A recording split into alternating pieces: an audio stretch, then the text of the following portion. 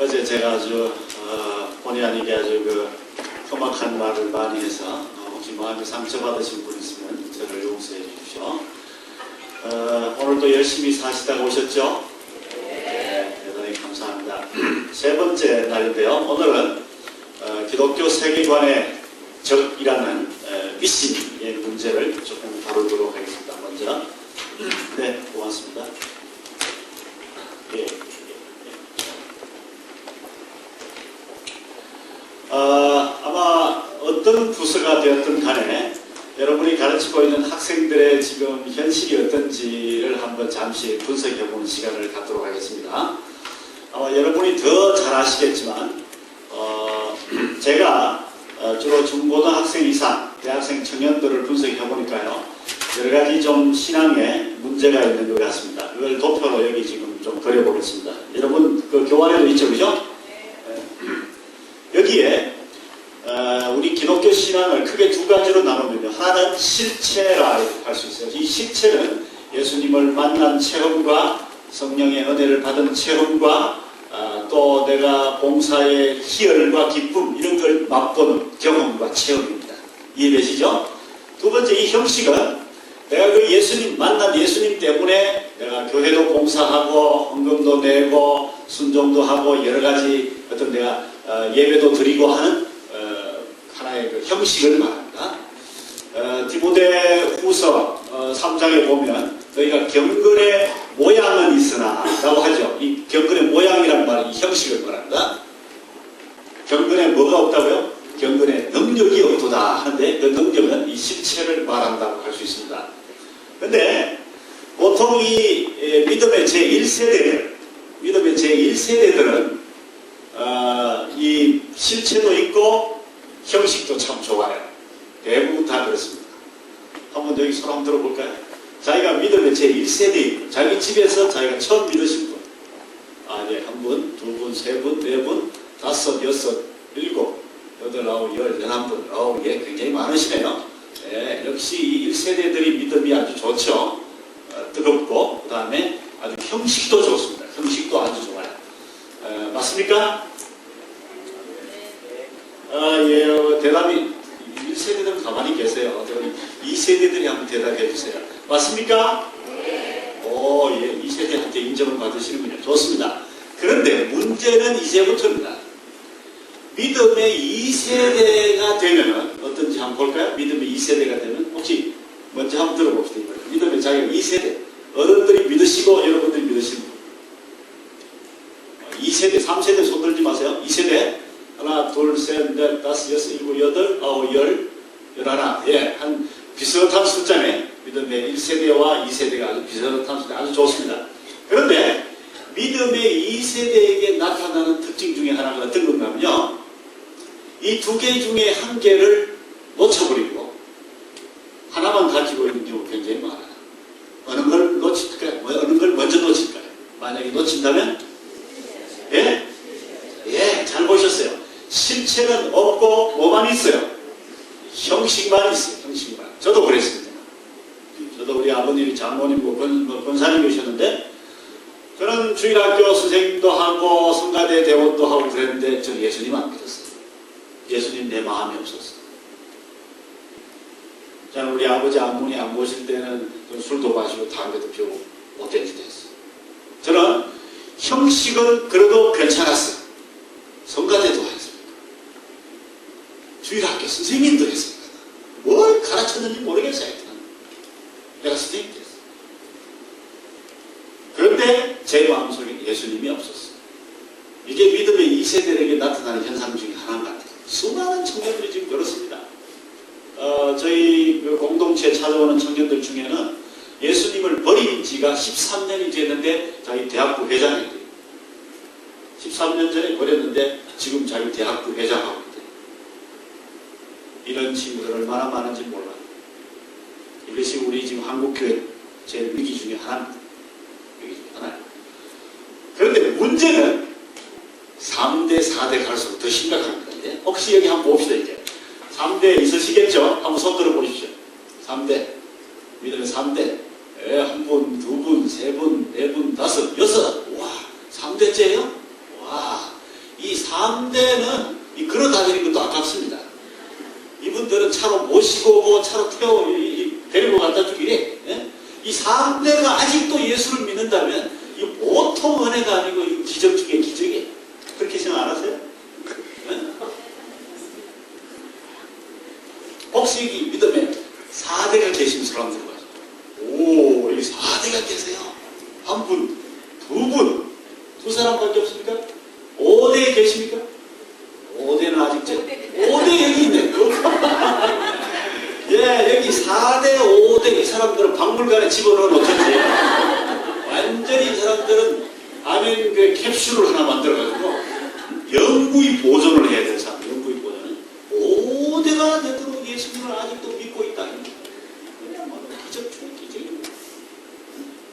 할아버지, 할머니, 어머니, 아버지의 말이지 그 외식되고 거짓된 걸 다 보고도 아직도 예수님 믿으세요?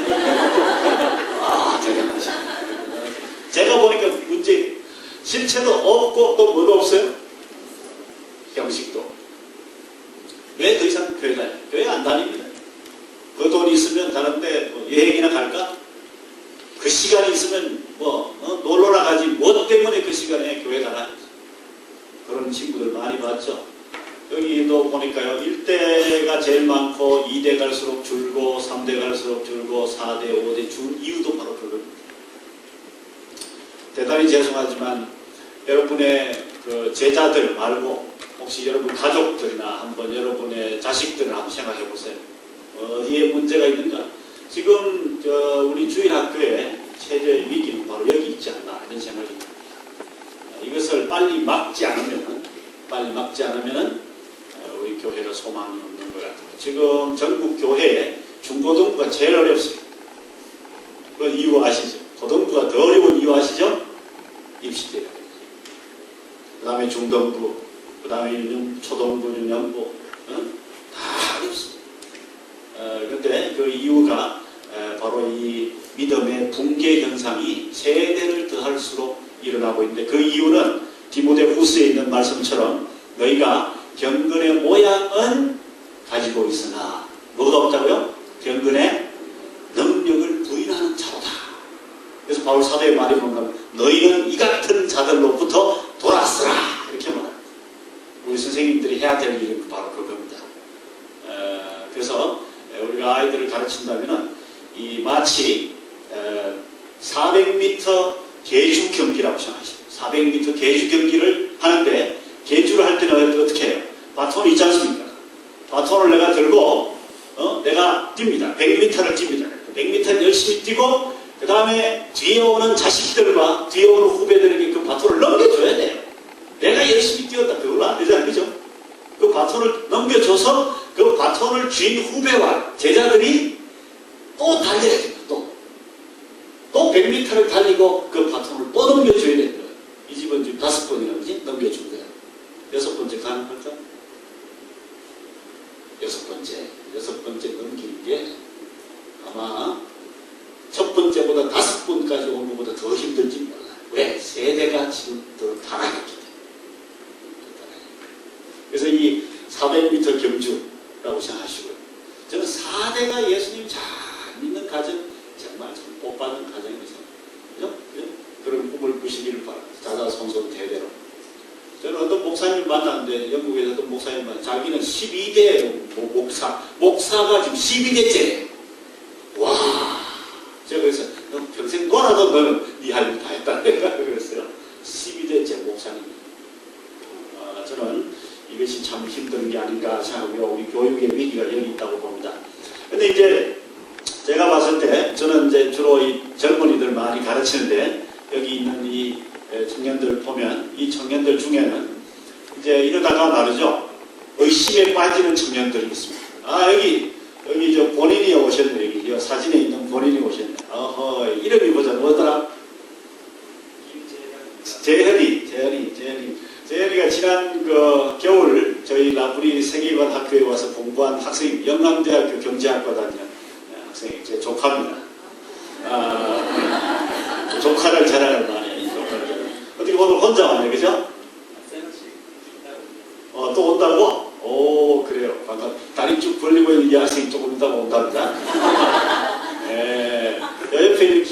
하는 친구가 있었는데, 제가 만난 이 많은 청년 대학생들 중에는요, 중고등학교 때까지는 그래도 믿음을 부모의 이 권위 때문에 교회에 나와줘요.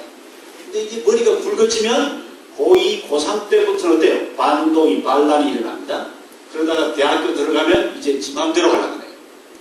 그 다음부터는 교회도 안 나오고, 그 다음부터는 자기 속에 있는 의심을 솔직히 털어놓습니다. 그죠?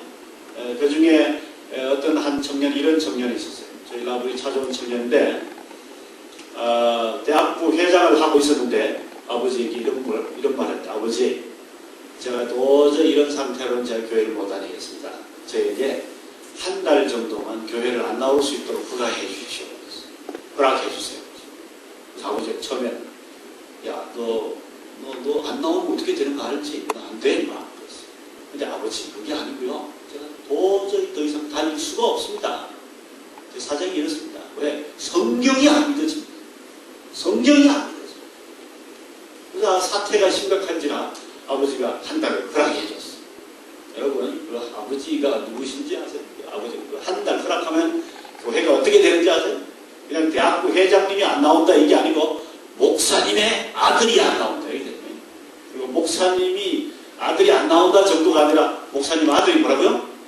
성경을 못 믿는다 이렇게 됩니다. 그럼 뭐 장로님들과 교인들이 가만히 있겠어요? 그런데 그 목사님 참 아주 멋쟁이 목사님이었어요. 서울의 신촌에 목회하시는 분인데 한 달이 아니라 석 달이라도 좋으니까 또 갔다 와라.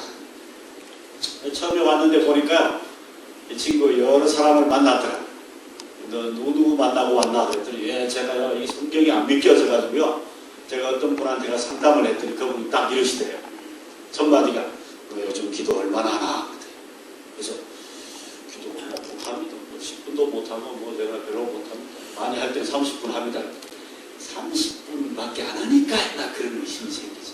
오늘부터는 매일같이 하루에 1시간 이상 기도하고 일주일 후에 만나서 그래서 열심히 그분 상담을 따라 열심히 기도했어요. 일주일 내내 기도하고 갔는데 여전히 의심. 되던데요. 아하, 너 요즘 그러면 성경 얼마나 읽니? 그랬어. 성경 거의 못 읽고 제가 많이 읽으면 하루에 한 장, 두 장 읽습니다.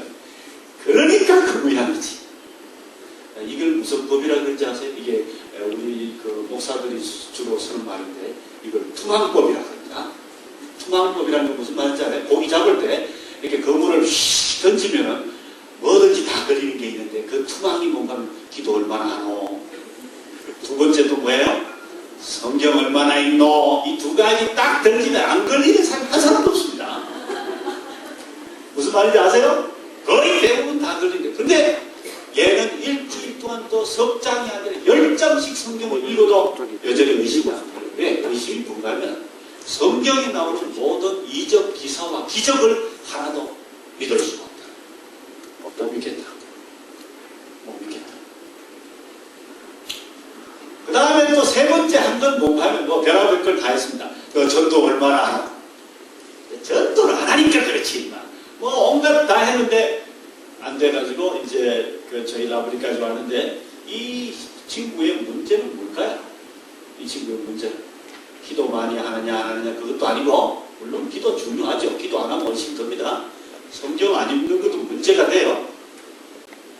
전도 안 해도 문제가 생깁니다. 그러나 이 형제의 문제는 뭐였을까요? 예? 이 형제의 문제는 성경이 안 믿어지는 문제면 성경을 믿을 수 있도록 공부를 해봐야 될 거 아니에요. 그죠? 공부는 안 하고 기도만 한다고 그 문제가 하루아침에 해결되는 게 아닙니다. 그래서 저희 라브리 와서 처음에는 한 달 있으려고 그랬는데 보니까 안 돼요. 페이퍼를 하나 썼는데 제가 도저히 만족스럽지가 않아요. 두 번째 또 페이퍼를 쓰는데 보니까 또 그것도 만족스럽지 않아요. 저희 라브리에서는 논문을 씁니다. 자기가 공부하고 싶은 문제에 대해서 주제를 가지고 에세이 논문을 쓰는데 논문을 보니까 80점이 안 나와요. 다시 쓰라, 두 번 쓰라, 세 번째 썼습니다. 세 번째 쓴 걸 보니까 와, 이 친구가 말이죠. 문제가 거의 다 해결이 돼요. 그 논문을 쓰면서 수십 권의 책을 읽고 이야기하고 맨날 며칠을 밤을 자지 않고 토론을 했으니까 문제들이 대부분 다 풀렸어요. 그리고 하는 말이 이 이제는 당신이 말을 안 해도 내 스스로가 이 성경을 내가 다 믿습니다. 내 이적 기사를 믿습니다. 라고 하는 페이퍼를 썼을 때 이제 아버지에게 돌아가라 그랬습니다. 아버지한테 갈 때 이 페이퍼를 들고 아버지 이걸 좀 읽어보세요. 제가 이제 성경에 나오는 모든 이적 기사를 하나님의 초자연적인 일이라고 다 믿습니다. 그렇게 되기까지는 뭐라고요? 머리가 지가 나도록 공부를 했습니다. 물론 기도도 하고 성경도 읽었겠죠. 그런데 우리가 한꺼번에 이런 의심을 그냥 기도나 성경 읽으라고 풀려고 하는 경우가 굉장히 많다는 걸 저는 봤습니다. 그래서 이 의심이라고 하는 건 여러 가지 격도로 들어오는 것 같아요. 우리 청년들이 다 그렇습니다. 여기 나오는 청년들이 대부분 다 그런 문제들이 다 있습니다. 그래서 의심의 유형을 한번 살펴보겠습니다. 여러분과 함께. 여러분 페이퍼에 없어서 제가 간단하게 좀 적어놨습니다. D1이라고 그랬는데요. D는 뭔가 doubt, D-O-U-B-T, 이 의심이라는 말을 제가 준말로 D라고 했습니다. 한번 읽어보겠습니다. 왜 의심이 생깁니까? 다 같이요. 시작. D1은 호기심과 같은 일반적인 의심이 있습니다.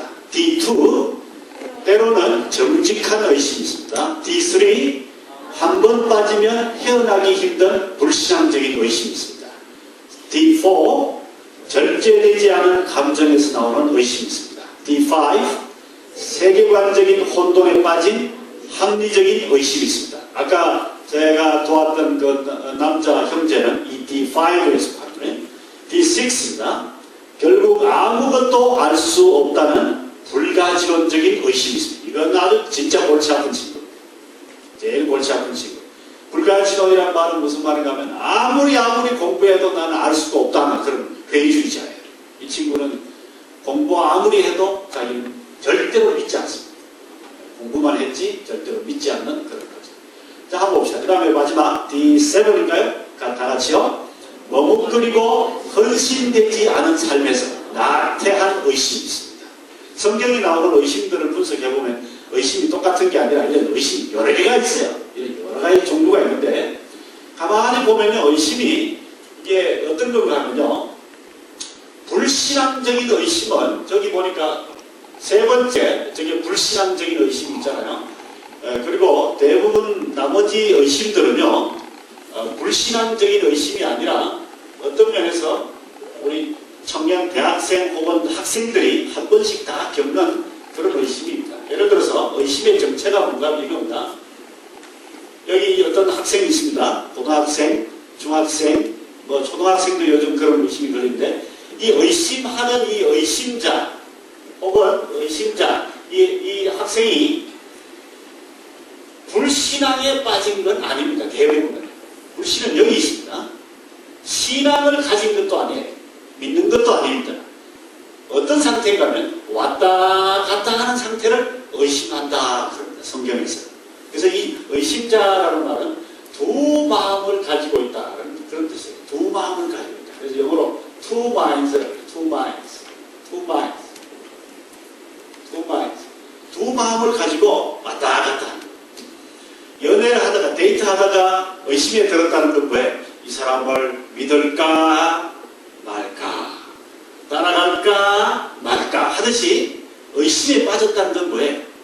오늘 아침에는 믿는데 저녁 되면 어때요? 못 믿겠다는 거예요. 저녁에는 내가 믿겠는데 아침에 자고 나면 안 믿어지는 거예요. 아마 이럴 때 오늘 밤에는 다 믿어지는데 내일 아침에는 안 믿어지는 거예요. 그게 뭐예요? 의심입니다. 절대로 의심을 불신이라고 생각하면 안 됩니다. 이해됩니까? 의심은 두 마음을 가지고요. 왔다 갔다 하는데 왔다 갔다 불타게 하는 겁니다. 이런 사람 많아요. 우리 주위에. 굉장히 많습니다. 특히 죄를 짓고도 이런 의심에 빠지기도 하고요.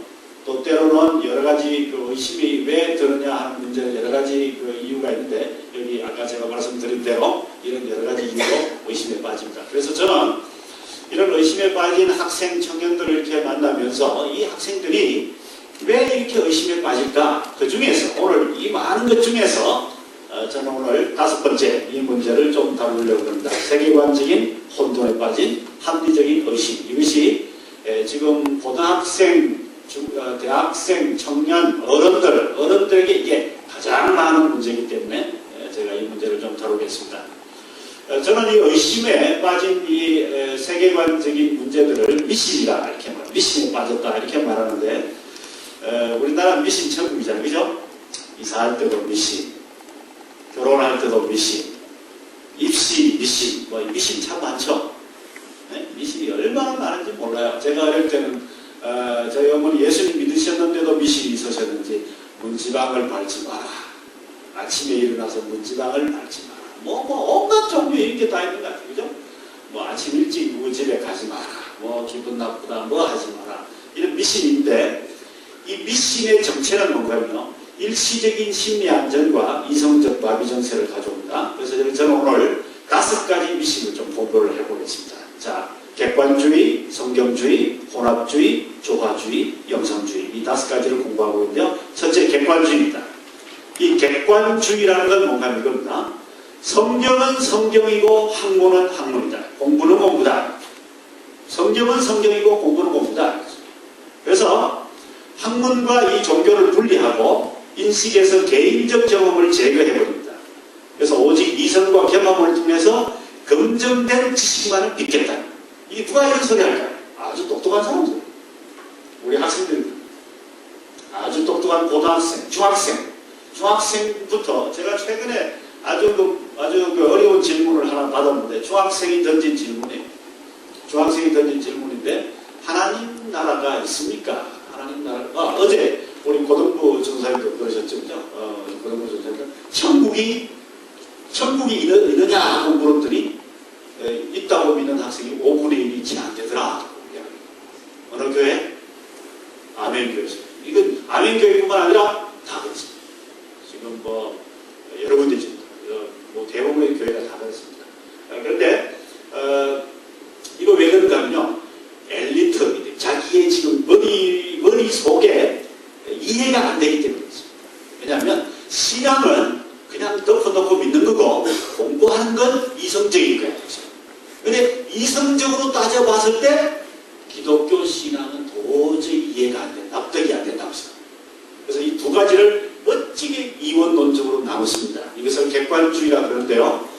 이것은 엘리트들과 지식인들이 하는 엘리트들과 지식인들이.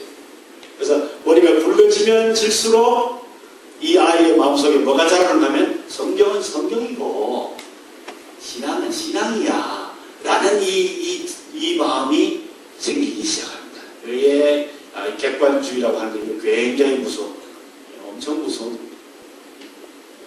그래서 나이가 들수록 머리가 굵어질수록 이 객관주의에 빠지기 쉬운데요. 특히 이원론에 빠집니다. 이원론은 어제 우리 잠시 공부했지만 세상을 물질계와 정신계로 2개로 나눴습니다.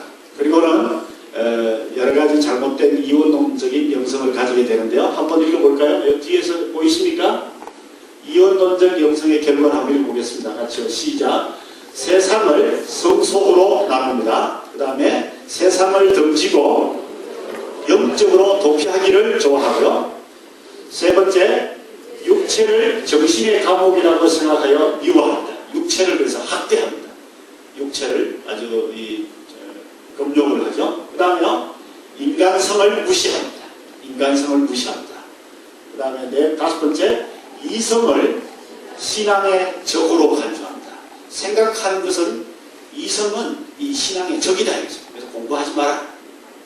저도 제가 철학 공부할 때 말이죠. 어떤 어른이 저한테 그랬어요. 철학은 신앙의 적인데 왜 그런 학문을 공부하라.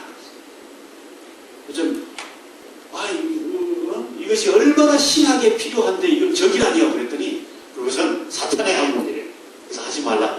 그런 이야기를 좀 많이 들었습니다. 아마 여기서 공부하시다가 그런 소리 들으신 분이 한두 분이 아닐 겁니다. 아마. 그래서 이것은 매우 위험한 게 아닌가 이렇게 생각합니다. 2번째, 비블리시즘이라는 성경주의라는 건데 오해하지 마십시오. 여러분 다 성경 사랑하시죠? 성경 다 사랑합니까? 저도 성경 사랑합니다. 근데 성경을 너무 사랑해서 성경 맹신주의에 빠지는 것을 제가 이름하여 성경주의라고 이름을 붙였습니다. 저를 오해하지 마십시오. 성경주의가 뭐라고요? 성경을 너무너무 사랑한 나머지 성경 맹신주의에 빠지는 거예요. 그래서 성경만 나는 필요하다. 세상의 지식은 다 필요 없다. 혹시 여기 그러신 분 계신지 한번 물어봅시다. 혹시 세상의 공부는 다 집어치우고 그냥 오직 나는 성경만 공부하기로 결심하신 분 계세요? 그런 분 중에 가끔 바울 사도의 말도 인용합니다. 나는 세상의 모든 지식을 다 배설물로 여기기로 했다. 뭐 이러시면서 그러신 분 혹시 계세요? 그런 경험하신 분, 한때 그런 경험하신 분 없어요? 아무도 없으시네. 저만 그런 경험을 했나? 저는요, 한때 은혜 받고 난 후에요, 이야, 이거 성경이 막 꿀맛인 거야. 그래서 제가, 이 이야기를 할 시간이나? 제가 대학에 시험을 떨어지고, 그것도 한 번도 아니고 두 번이나 떨어지니까 살맛이 없었어요. 그래서 저는 부산으로 내려갔습니다. 부산에 가면 뭐가 있죠? 네? 자살과학이라는 게 있는데, 요즘 이걸 태종대라고 그러네? 혹시 가봤습니까?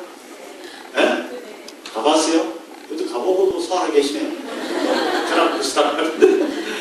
저거 어떤 갔더니, 우리 그런 게 아주 그냥, 떨어지려니까 도저히 용기가 안 납니다. 그래가지고, 이 원래 용기가 좋은 사람은 이런 말을 언제나 합니다. 내일 아침에 다시 보리라. 반대죠, 이게.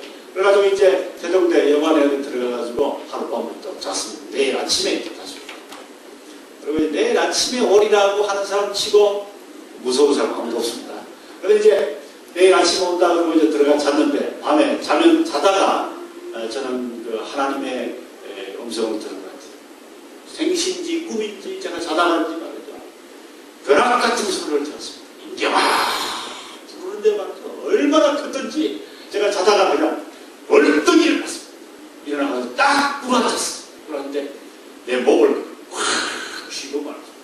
이제 아무도 가위 눌린다는 그런 것 같아요. 목을 그냥 거대한 소리 제 목을 확 이렇게 움켜쥐고는 태종대 갈 것 없이 내가 이 자리에서 너를 죽일 수 없는 줄 아냐. 그런데 아이고 하나님 봐주세요. 그래서 제가 그 자리에서 일어나서 빌고 다시는 내가 자살하지 않겠다. 다시는 내가 이러지 않겠습니다 하고 태종대 안 가고 여관에 나와가지고 제가 집에 들어왔어요. 왔는데 집에 오니까 부흥회가 열리고 있어요. 교회에서. 그래서 이제 아버지가 교회 가자 해서 교회 갔어요. 갔더니 저 태종대 가서 살아왔습니다. 살아왔는데 교회에서 부흥회를 하는데 교회에서 무슨 부흥회를 하는가 하면은 일종의 뭐를 하는가 하면 여러분 세상의 모든 지식은 다 쓸데없는 겁니다. 다 바울 사도처럼 말이죠. 세상의 모든 지식을 다 배설물로 여기세요. 그런 거예요. 그래서 그날 제가 누구보다도 은혜를 많이 받았는데 왜냐하면 제가 싫어하는 수학, 제가 공부하기 싫어하는 영어, 물리학 이런 거 안 해도 되는 말씀을 그날 저녁에 해주시는 거예요. 그래서 제가 얼마나 은혜를 받고 그날 제 혼자 아멘 소리를 다 하는 거예요. 네? 교회가 떠나가도록 아멘 혼자 다 하고 저는 그걸 하나님의 은혜를 받았다고 생각을 했어요. 하고 이제는 다 집어치웠습니다. 대학 갈 생각도 안 하고 있어요. 그죠? 저는 이제 공부도 다 포기하고 이제는 이제 됐다. 그걸 제가 성경책 들고 어디로 갔겠어요? 기도원으로 뛰어갔죠. 뭐 부흥이 끝나자마자 가서 성경을 읽는데 성경이 얼마나 맛있고 얼마나 달고 달콤한지 그때 제가 아마 산에서 성경을 읽은 게 아마 7동 내지 8동 읽었어요. 나중에 처음에는 말이죠. 한 달쯤 걸리더니 나중에는 일주일 하면 성경 한 번 다 읽는 거예요. 일주일 하면 다 읽는 거 아세요? 일주일 하면 다 읽고 서너 번 읽고 나면 일주일 하면 읽고 성경 일독하기 위해서 한 달 걸릴 필요도 없어. 일주일 합니다. 왜? 뭐 밥도 안 먹고 읽으니까 다 있는 거예요. 근데 성경을 그렇게 읽다가 제가 의심이 들었어요. 이게 내가 이렇게 그냥 뜻도 모르고 그냥 무조건 읽어도 되나? 그래서 어떤 분을 거기서 만났는데 저한테 이제 성경을 해설을 해주시는데 또 들어보니까 말이지 바울 사도가 배설물로 여긴다는 것은 수학 공부 안 해도 되고 공부 안 해도 된다는 게 아니라 믿음에 기초하지 않은 지식이다. 엉터리 지식이다. 성경 말씀에 기초되지 않은 잘못된 엉터리 신념 체계들, 잘못된 세계관들, 거짓된 신념들, 그런 것들은 다 어떻게 하라고요? 다 배설물로 여겨라. 다 갖다 버리라. 라는 그런 말이지. 성경 공부한다고 세상의 지식을 포기하거나 학교 가는 걸 포기하거나 그렇게 하라는 말이 아니라는 걸 제가 알고 정신을 번쩍 차리고 다시 제가 대학 갈 준비를 다시 했어요. 무슨 말인지 이해되십니까? 이것이 성경주의입니다. 성경주의는 뭔가 하면 내가 성경을 너무 좋아한 나머지 성경 이외에는 어떤 지식도 어떤 공부도 필요 없다고 착각하는 거예요. 제가 여러 이런 이야기 하니까 아이고 강사님 요즘은 그런 바보는 아무도 없어요. 교회에 성경만 읽고 세상의 지식을 포기하는 바보가 어디 있습니까? 혹시 여기 그런 사람 있습니까? 아무도 없죠. 여기 아무도 없죠. 그런데 평소에는 아무도 없는 것 같아요. 그런데 한번 볼까요? 아무도 없는지. 자, 한번 봅시다. 어른들 중에는요, 사업을 하다가 사업을 실패했어요. 사업을 하다가 사업이 잘 안 돼요. 망했어요. 그러면 첫 번째 들은 생각들과 말들이 뭔지 아세요? 제가 들어보니까 맞아. 내가 이 세상 일을 하느라고 내가 이러니까 하나님이 복을 안 주시는구나. 맞아. 이거는 직장 다 버리고 어디로 가요?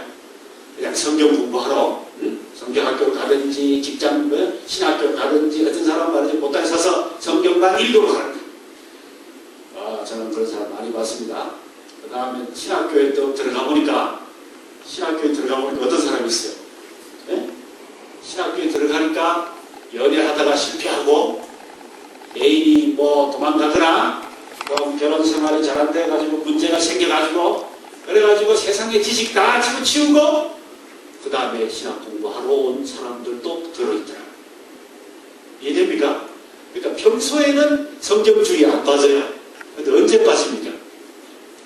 자기 신상에 심각한 문제가 생겼을 때 맞아. 그리고는 세상의 지식 다 집어치우고 난 오늘부터 성경만 읽을 거야. 성경만 공부할 거야. 그게 바로 다시 한번 따라합시다. 성경주의. 성경주의. 그래서 이 성경주의라는 게 오해가 생겨서 제가 앞으로 좀 말을 바꿔야 돼요. 성경맹신주의. 성경맹신주의에 빠지는데 그것이 결국 어떤 문제를 낳는지 봅시다. 이 성경맹신주의가 직접 자살과 반지성주의를 낳는데요. 그림을 제가 하나 그려왔습니다. 모두 이걸 성인경이라 생각하십시오. 성인경 다 도도하게 사막에 서 있습니다. 타조는 사막의 왕이라고 그러잖아요. 근데 이놈도 적이 나타나면 어떻게 하는지 봅시다. 야, 적이 나타났습니다. 제 컴퓨터 실력이 여기까지입니다. 타조의 처세술이 뭘까요? 여러분 들어봤죠? 맹수가 나타나면 타조가 어떻게 한다고요? 예? 머리를 다리로, 긴 다리로 도망 안 가고? 예, 잘하시네. 타조가요, 맹수를 만나면 긴 다리로 도망도 안 가고, 이 좋은 부리를 갖고 싸우지도 않고 말이죠. 바보같이 어떻게 하는지 봅시다. 어떻게 해요?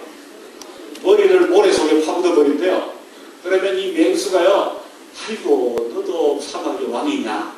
이러고는, 더러워서 안 먹는다. 이러고 그냥 가버린대요.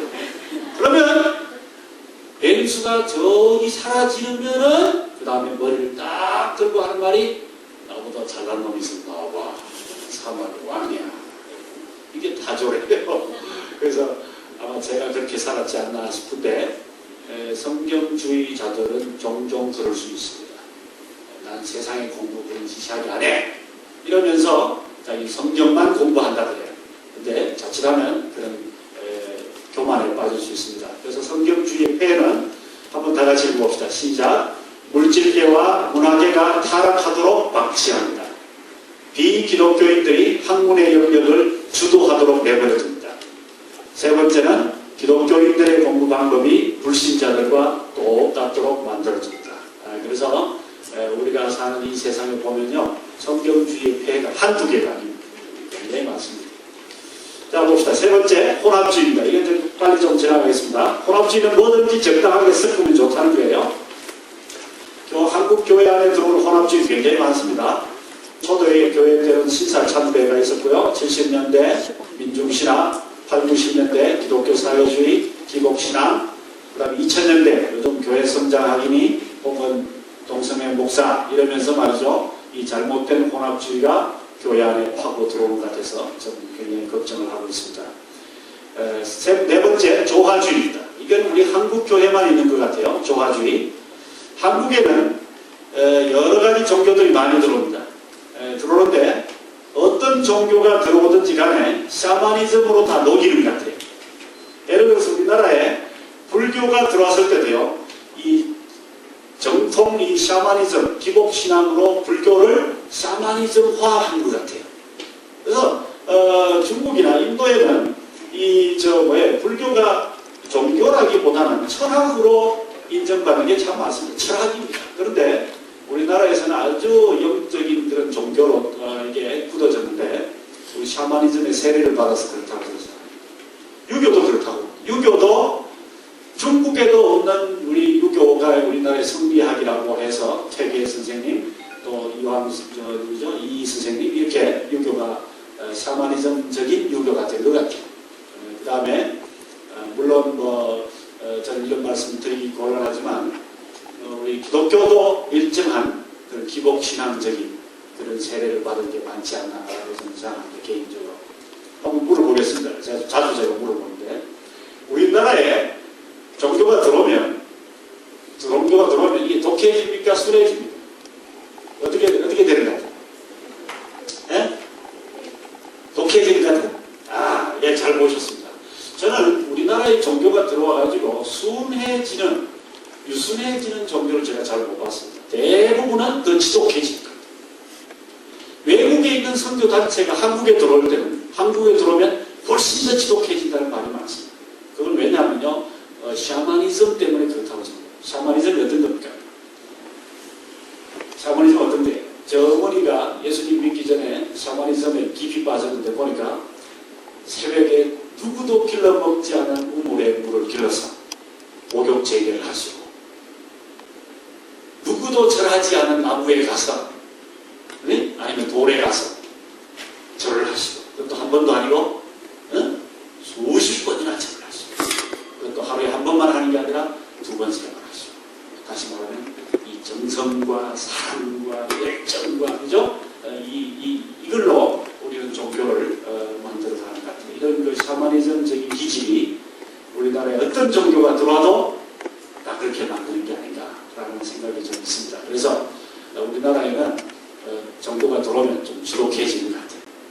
지독해지는 것 같아요. 한국에는 한국 기독교에도 그런 게 있는데 저는 개인적으로는 이 지독한 종교의 양식 중에 하나, 이 새벽 기도를 다른 나라에 가서 자랑을 하지만 우리나라밖에 없는 지독한 기도 방법 중에 하나예요. 우리는 새벽 기도만 해서도 직성이 안 풀려요. 음료 체력 기도도 해야 되고 또 그것도 해서도 또 직성이 안 풀리고 또 어떡합니까? 예? 그 다음에 금식 기도도 하고 금식 기도도 해도 안 되면 그 다음 어떻게 하죠? 그럼 뭐 하실까요, 여러분? 예? 산에 올라가세요. 예, 좋습니다. 산에 올라가서도 하시고. 그러니까 우리나라에 있는 이런 특징 중에 하나가 아닌가 하는 생각이 듭니다. 물론 저는 제가 시간이 갈수록 말씀을 드리겠지만 우리나라에 있는 샤머니즘이라고 해서 무조건 다 100% 나쁜 건 아니라고 봅니다. 우리가 이단한테도 배울 게 있다 그러는데 이단한테 배울 게 딱 하나가 있어요. 뭐죠? 에? 전도하는 거. 예. 이단한테 배울 게 딱 하나가 있는데 열심. 도둑놈한테 배울 게 딱 하나가 있는데 뭐지? 신속함. 이런 거. 배워야 돼. 그러니까 우리도 정말 이 샤머니즘에 배워야 될 것 중에 하나가 열심이죠. 얼마나 열심히 하는지 몰라요. 그래서 이렇게 하나 읽어봅시다. 이 김지아 선생님은요, 우리나라 백성들이요, 이 조화주의의 도사예요, 도사. 한두 해 경험한 게 아니라 수천 년 동안 몸에 익힌 이 도사가 있는데 이 조화주의의 도사. 한번 다 같이 읽어봅시다. 여러분 그 발로 넘치 한번 자신 있는 분은 이거 보지 마시고 여러분의 노트를 보십시오. 노트를 보시십시오. 자, 다 같이 여러분 노트 보시고 시작. 새로운 정신운동으로 전개하여 국가와 민족의 중흥을 꾀하였고 누구는 최치원은 당나라에서 귀국하여 삼교의 조화 정신을 가지고 화랑도를 고치하여 구국운동을 일으켰으며 고려 중엽에는 묘청이 삼교의 사상을 조화하여 고유사상의 창달로서 민족적 자주운동을 일으켰다. 이와 같은 전통적인 조화 사상을 조선조 말에 누가?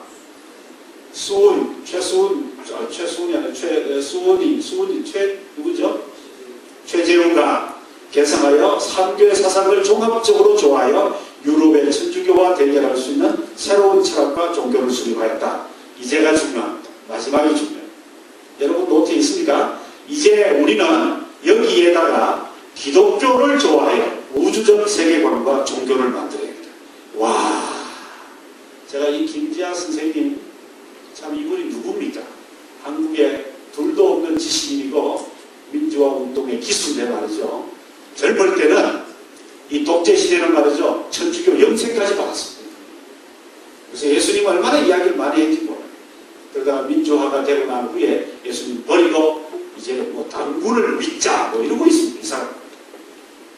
그래서 이 우리나라 그렇죠. 이분이 하는 이야기가 아주 정확한데 우리 한국 사람들은 뭐든지 어떻게 한다고요? 섞어서 조화를 하려고 하는 이런 그런 기질이 우리 속에 있으니까 우리가 조심하자라는 그런 말입니다. 우리 속에 있으니 굉장히 조심하자. 다음 봅시다. 마지막 영성주의입니다. 영성주의. 이 영성주의는 최근에 한국교회에 등장한 건데 성령 충만하면 되지 세계관에 무슨 필요가 있나 이런 이야기 하는 것 같아요. 저는 이 세계관 강의를 하러 다니는 사람이기 때문에 이런 이야기 많이 듣습니다. 그런데 이런 사람들이 이야기하는 걸 제가 귀담아 들으면서 거기 문제가 뭔가를 몇 가지 좀 봤어요. 첫째는 이 외식적인 영성을 조장하는 것. 두 번째는 부정적인 영성을 조장하는 것. 뭐 하지 마라, 뭐 하지 마라, 뭐 하지 마라. 세 번째는 이게 제일 중요한 건데 무책임한 영성을 조장하는 것. 무책임하다는 말은 무슨 말인가 하면 성령 충만하면 마치 공부 안 해도 시험 잘 보고 성령 충만하면 내가 노력을 안 해도 내 더러운 성질이 저절로 고쳐지고